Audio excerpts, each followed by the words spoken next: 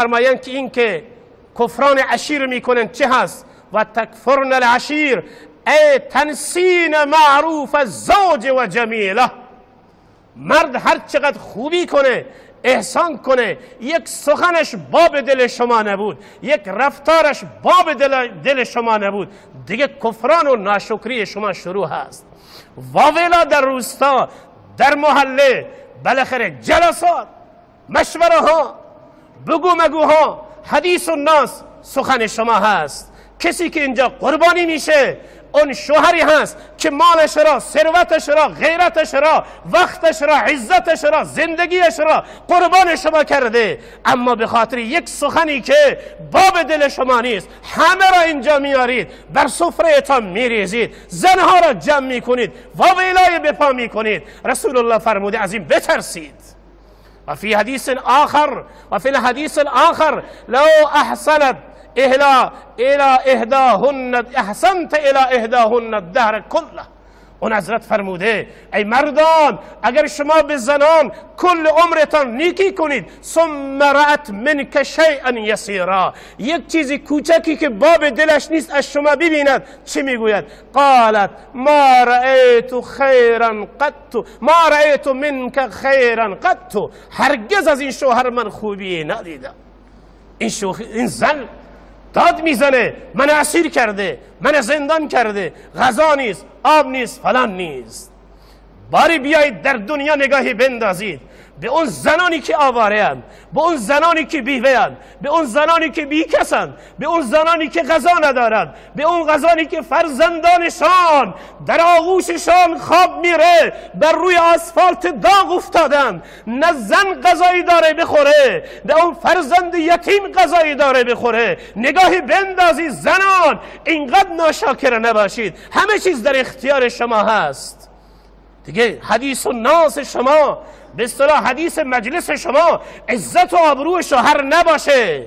اون زنی به زنان مسلمان میگویم مواظب باشید، زنی که در مجلس شما از شوهر خودش بد میگوید اون را زن ندانید، اون را شیطان بدانید. شک نکنید در اون شیطانی هست.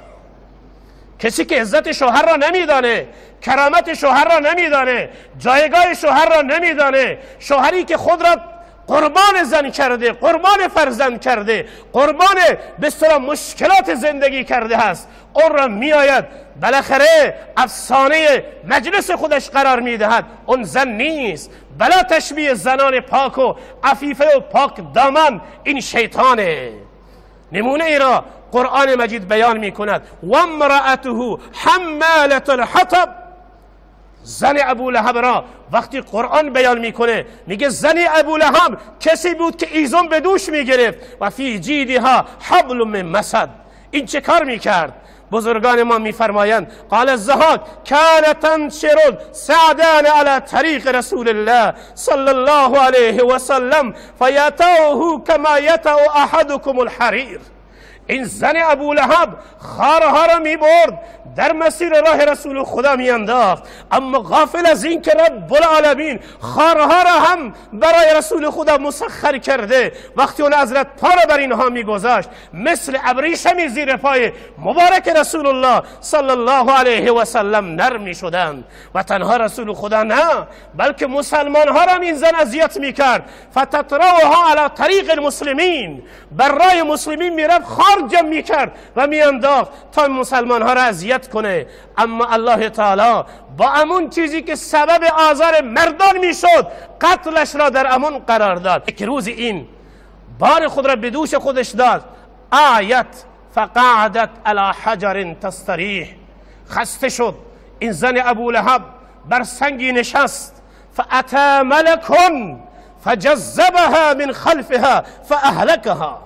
الله تعالی فرشته ای را فرستاد، همونطور که نخ برگردنش بود و ایزمها بر پشتش بودند، اش پشت اون را اونقدر کشید تا این زن ابو لهب خفه شد و از بین رفت و هلاک شد. و عده دیگر میگن حمالت حطب معناش اینه تمشی بالنمیمه. این زن سخنچینی بود، این زن سخنچینی میکرد، در منزل آرامش نیست. سبحان الله، این درس قرآنه.